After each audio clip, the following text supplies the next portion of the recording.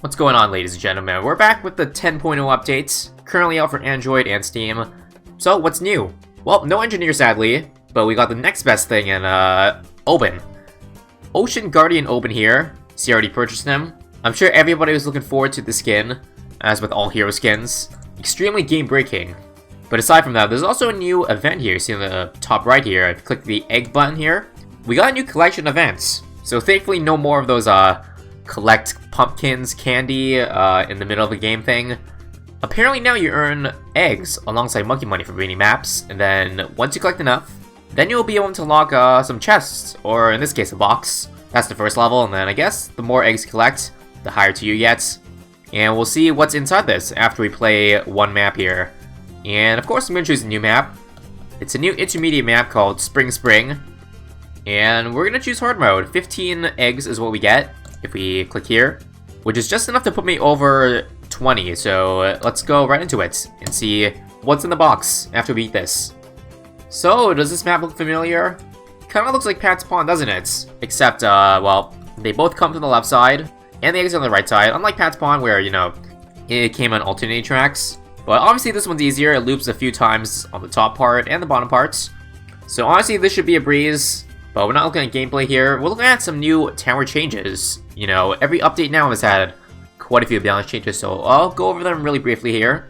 From what I see, there's not many very game-breaking ones in terms of buffs or nerfs. It's mostly buffs. There's a few nerfs, which I'll get to later, but I guess we'll start with, how about the Monkey Ace? So this is kind of a buff and a nerf. Mostly a buff, but Bomber Ace. So Bomber Ace got changed a few updates ago, where the Bomber Ace is insanely good now, although it did get double in price. But basically the change means you should be going for a 130 Bomber Ace now instead of a 030. So they did nerf the 030 Bomber Ace, reduce the damage and the cooldown, but in turn they did give it more attack speed if you buy Rapid Fire.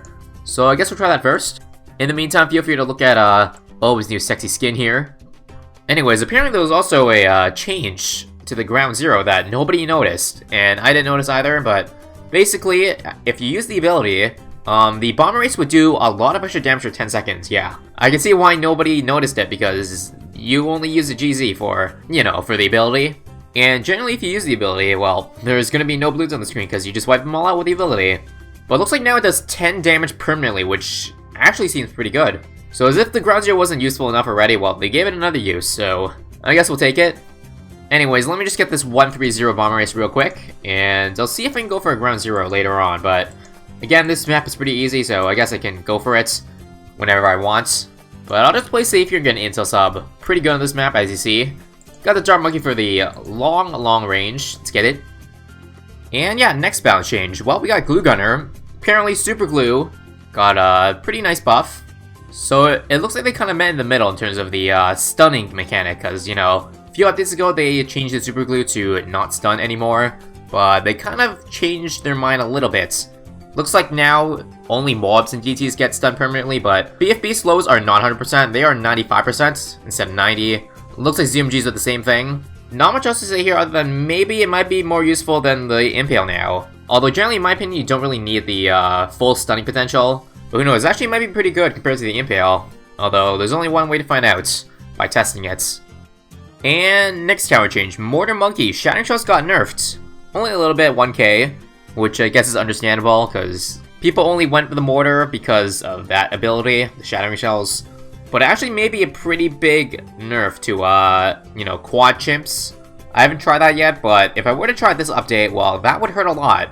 Because you absolutely need the Shattering Shells to beat quad. But with the extra 1k cost, I'm actually not sure if it's doable anymore, or if it is, it's a lot harder. 1k makes a bigger difference than you think, especially when you're talking about one of the hardest maps in the game. So personally, I'm not a big fan of that change, but shouldn't really matter for most maps outside quad. Anyways, a few more interesting changes here. We got the Wizard Monkey. So this is a pretty much a straight buff. Dragon's Breath, DOT, Bernie stuff, enough said. So let me just drop a Wizard over here, 03, I guess 2 for camo. Want to give intel to the sub here, but basically, yeah, the extra Bernie stuff effect is pretty damn nice. It's a pretty welcome change considering how much Bloons the Dragon's Breath can hit at once. And I'm not sure if I'm speaking too soon on this, but this actually may allow a few 2 towers chips combos to be doable again, or doable now, because they weren't before. You know, because this makes the Phoenix a lot stronger now, especially when it's off cooldown. And I know a lot of people are having trouble with that, you know, trying to save up for the Wizard Phoenix in those 2 tower chips runs, although you couldn't beat the 70s or 60s, because you couldn't afford this guy in time, and you didn't have enough firepower to survive those rounds. But yeah, it should be a pretty interesting change. Anyways, we got 19k now. Let me just get a ground zero real quick. I want to see that 10 damage in action. Although, of course, you'd like it to be a little more accurate. Anyways, next change, Super Monkey. This is a bit of a nerf and a buff. Well, mostly a nerf to the Sun Avatar. If you're going for the 302 Sun Avatar, which is the most popular one, it now has 1 less Pierce and 1k extra on top of the cost. So yeah, it definitely hurts for those Chimps runs where you just, you know, dropped Obyn, Alchemist, 302 Super and called it a day. So I understand why they fixed it. You never want the game to be that stale. Only have 1 easy strategy to beat Chips mode on like most maps. So I respect Ninja Kiwi for, you know, trying to change it up. Even though it's a nerf and will probably cause some people to not be happy about it, but I'm all for it as long as they add some corresponding buffs, which they did. Laser blasts, price reduced. Epic range. Pierce is increased, so that basically makes up for the super. The Pierce nerf on the top half. So basically if you're going 320 super, everything is the same, except for the fact that it's 1k more expensive, but yeah, pretty much break even. The only nerf is when you're going for 302 or just Plasma. With that said, Robo Monkey, extra Pierce, Dark Knight extra Pierce. Looks pretty good in my books. Because you see, the biggest issue with the Dark Knight was definitely the Pierce, so I feel like Dark Knight may be coming back to the meta, especially if you pair with Obyn, which it got nerfed. Kappa. Anyway, 63 is probably going to kick me in the ass, so let's just get a few more bomb races. Let me just spam it all around this middle island here. All figure 8s, just so it gets both paths. Anyways, here's wave 1. Let's see if we're okay here. Wow, that was pretty easy. Not sure how much this guy helped. So we'll take a close look, see if any of the bombs hit or miss. Oh, that one missed. That one, I think, hit, so that's going to clear up. Yeah, just look at the difference here, guys. Bottom path obliterated in like literally 1 bomb race drop. And then here, again, wave 3, easy. Granted, the bottom wave, again, bomb race did miss, so they did get a little far, but everything is good. I think it's time to look back at Obyn. He's got level 10 now. Wall Trees is now Wall of Tentacles. Anyways, on topic of more buffs and nerfs, Druid got a nice buff on the Superstorm. Probably not going to affect me very much unless I'm going super late game. Speaking of late game, I really hope they fix the Steam heap section glitch. Basically, if you're playing late game, you may have noticed that sometimes the game crashes very often, like literally every round, so that you cannot progress if you're trying to go for the highest round. So there's a save I had on logs like 2 months ago that I haven't got back to since because of that glitch, or crashing.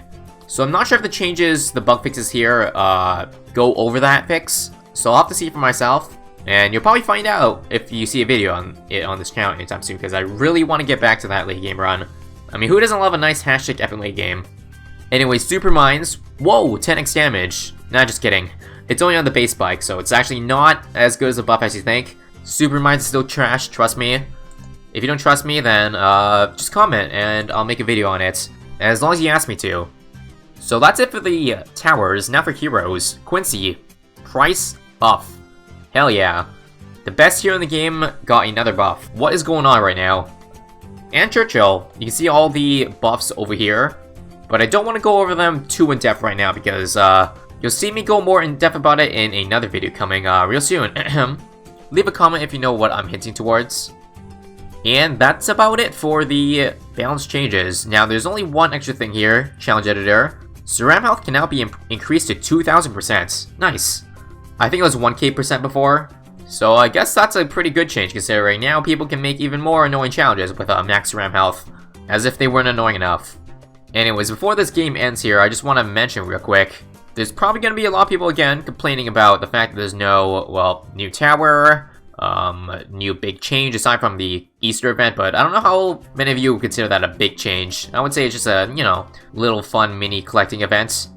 Not really game-breaking, game-changing in any way. No co-op either. And well, since I'm not Ninja Kiwi, I wouldn't know exactly when they're coming out, so don't ask me. I don't know. There's 76, easy. let me just take a look at the pop counts real quick. Ground 0, 50k.